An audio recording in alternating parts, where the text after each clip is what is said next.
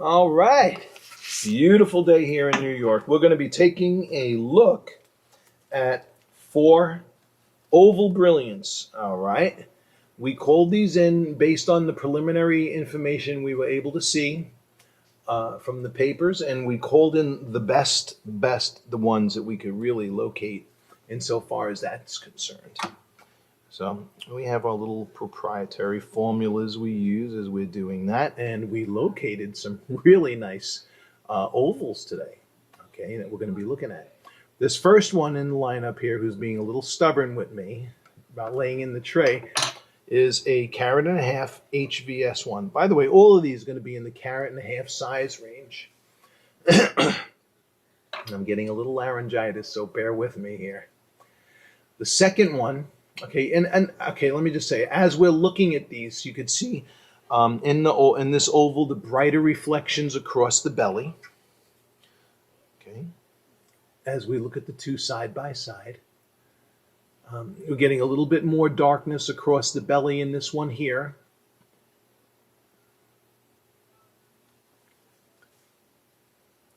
So this is a pretty good looking oval, all right. But look at the third one in relation.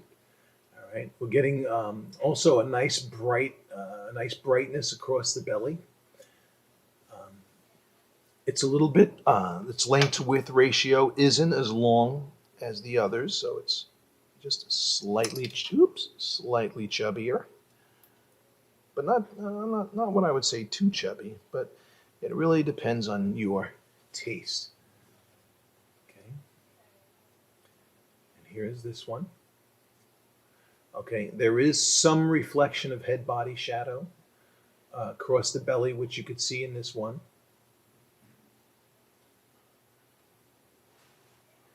All right.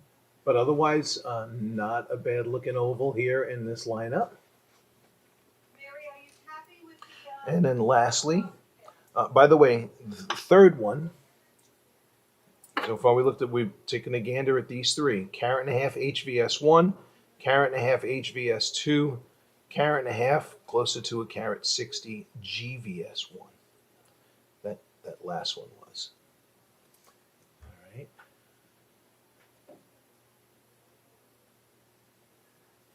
And last but not least, this one is going a little over a carat 60 in an HSI1. All right, and that one there, probably one of the least noticeable bow ties within this lot. Let me grab this in the tweezers and give you more of a bird's eye view.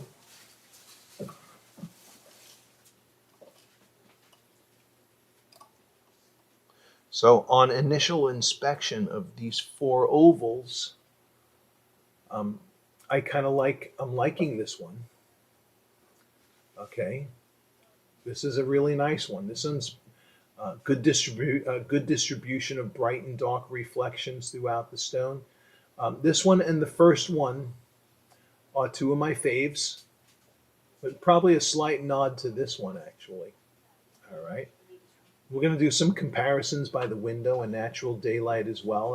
That's one of my favorite lighting environments. But visually, from a visual standpoint, the first and the fourth. Okay, this one here in the 1/6s, it's the HSI1. I do like this one here that's slightly wider. Okay, also that's those bright reflections across the belly, very nice. And then that first one, who's being stubborn with me, won't sit straight. Sit up, boy, sit up. All right, let's bring these into spotlighting now. Okay, ovals gonna emphasize many tiny points of light and sparkle scintillation. Okay. Now, notice in the third one, we're getting some stronger patches of fire. Okay. And that's where you saw the brighter areas across the belly. Okay. And there's that last one. This with some really nice glitter. Okay. So, as far as fire goes, I think it's pretty obvious which one's giving the best fire amongst these ovals, and that would be the third one there. Okay, that's that one that GVS1. All right, so let's keep our eyes on that one as we go by the window. But before we go by the window, we're going to do one more, my spotlighting environment, my spotlighting on steroids. Let's check that out. All righty, and in the same order. Okay, so there's the first three stones. Let's concentrate on these first two.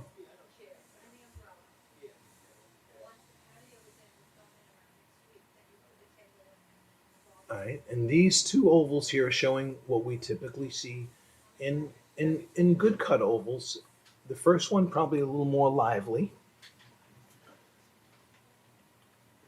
and a little bit stronger fire, but the second one isn't terrible either. It's not a train wreck, but look at the fire of the third one in comparison.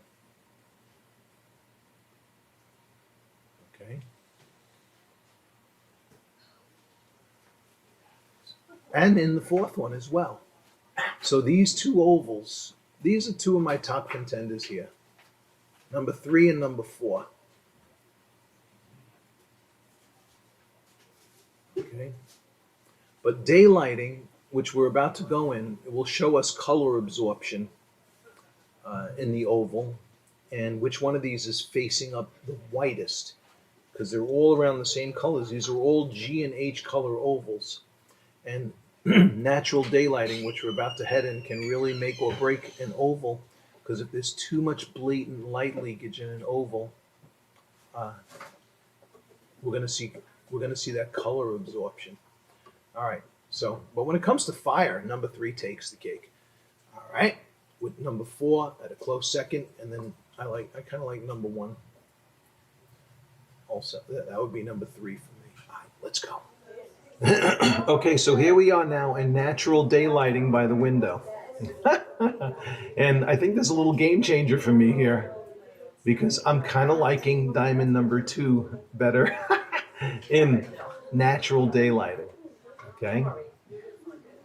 I know in the indoor diffuse lighting, it wasn't, but in this lighting, I'm kind of, well, not that I don't like diamond number 1 now, because that is showing brighter across the belly, but perhaps the reflections in number 2 are more, say, evenly distributed.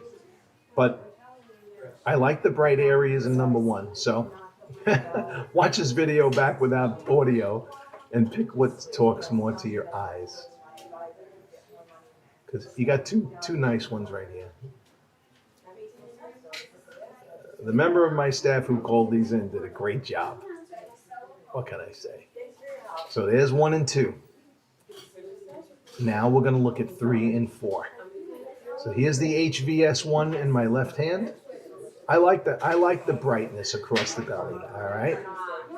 And here's number 2. So 1 and this is the HVS2 here. All right.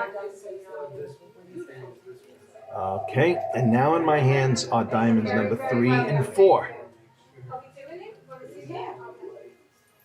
This is the GVS1 here in the high 150s. And here is the VS-SI1. That was the one that was a little over 160. Oh boy. Which I've liked from start to finish. Okay. In each of the lighting environments. Good. Thank you. You're welcome. Remember, this is throwing off strong fire in the spotlighting, this one here.